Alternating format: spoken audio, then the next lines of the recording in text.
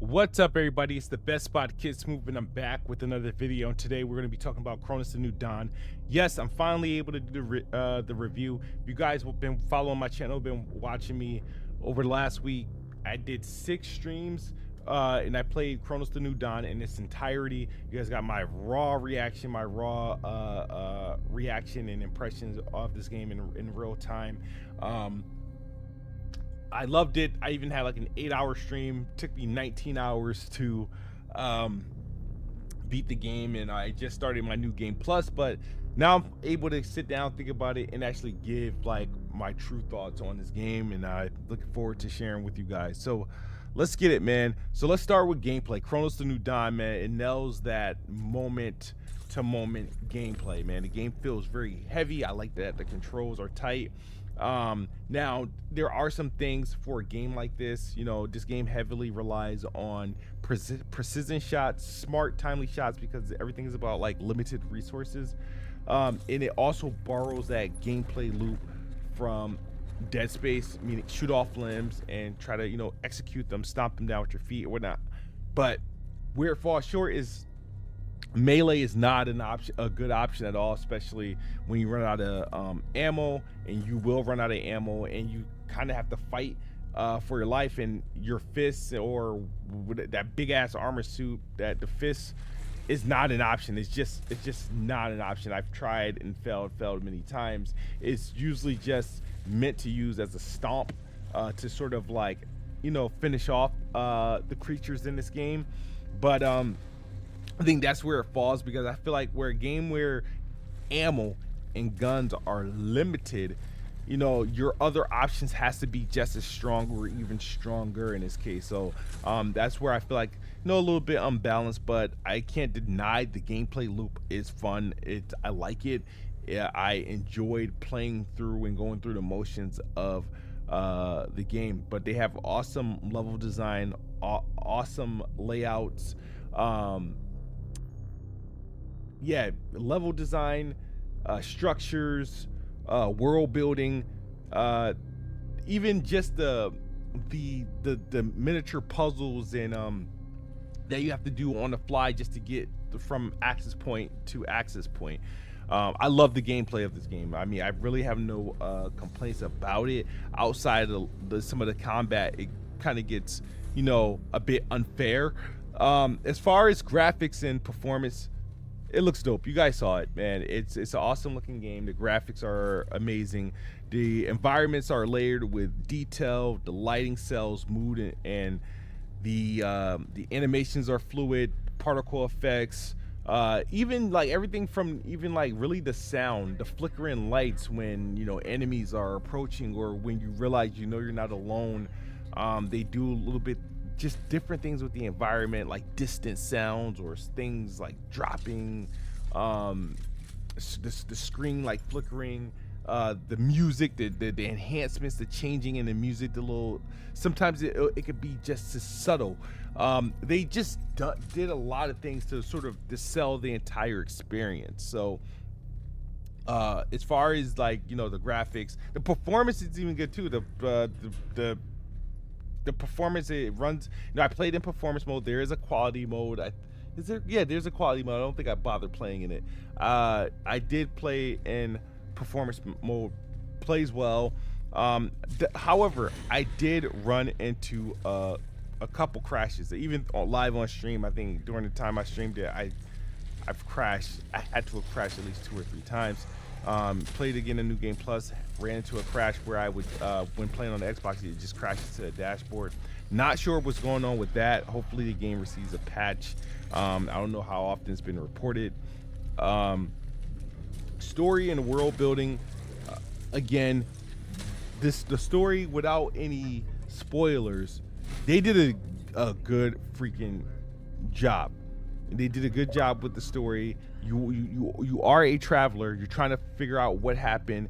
It's weird because in most games this is like probably I don't want to say the first game, but this is one of those games where you play it and you start out and I was like, damn, I feel like the actual villain. You know what I mean?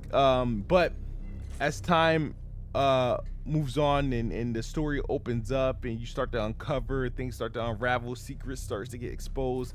The game's plot line becomes extremely interesting, and that's not it. It's like beating this game is just not enough, because there are multiple endings, so there are decisions to be made, there are paths you can take, and there are good endings and there are bad endings, hence why I'm playing through the game again. And spoiler alert, good thing the gameplay loop, it's fun and entertaining. It is worth another playthrough.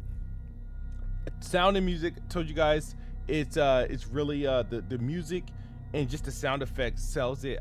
I think these guys deserve some Jeff Keighley awards for some of the aspects. Now, I won't say this is my game of the year or anything like that, but this is definitely landing top 5 for me, top 5, top 3 maybe.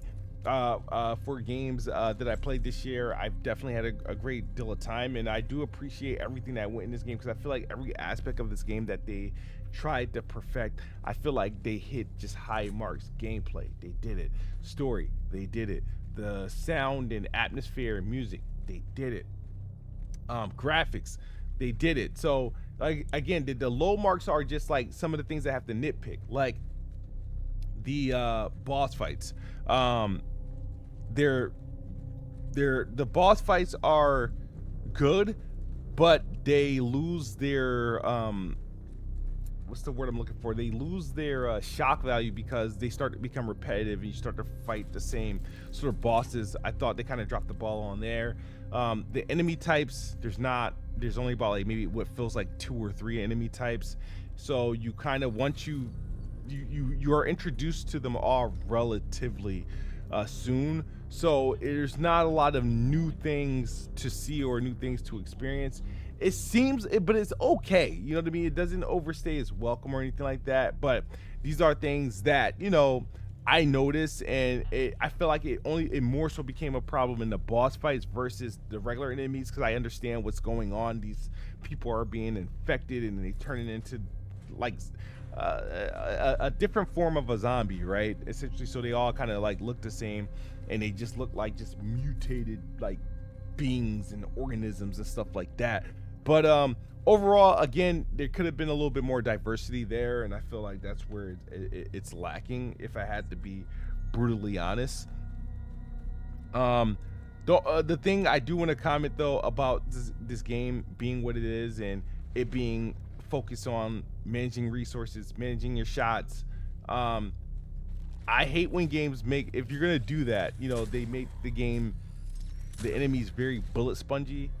Not a fan of that, bro, because my thing is, when I think of games like where your gun, you can't rely on a gun, or you can't rely on like a lot of ammo, then I think other things should be available to you. Like, I think about games like Condemned, I think about games like Callisto Protocol, where, you know, the other things are extremely effective. Because like I said, if you can't rely on your gun, your firearm 400% of the time, then your melee has to be just effective, or just even more effective, because chances are you're going to be utilizing it more. In this game, it's a non-factor, so it does make the game more difficult than it really should be.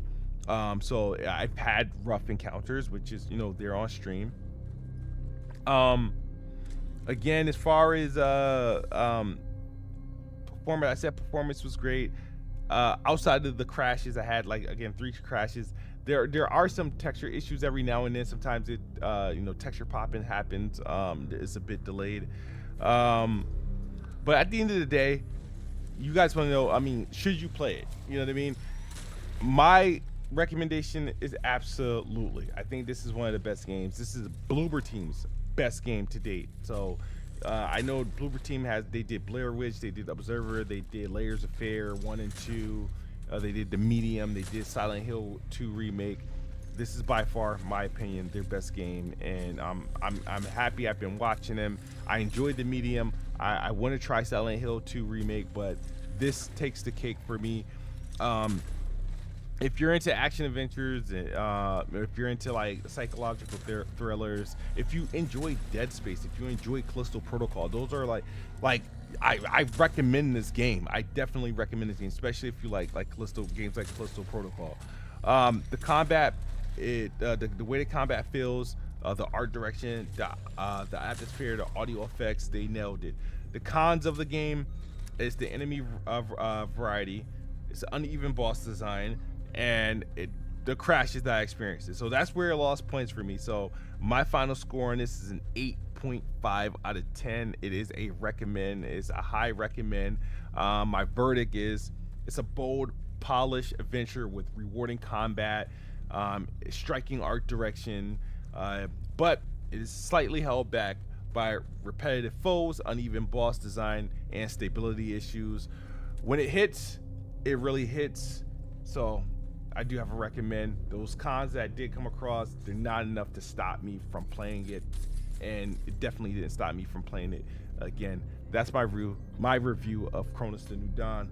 Let me know your thoughts in the comment section below. I will see you guys on the next video or on the next stream. As always, Xbox is the best box. I am the best spot. Good night or good morning if you're on the other side of the globe. I'm out of here. Peace.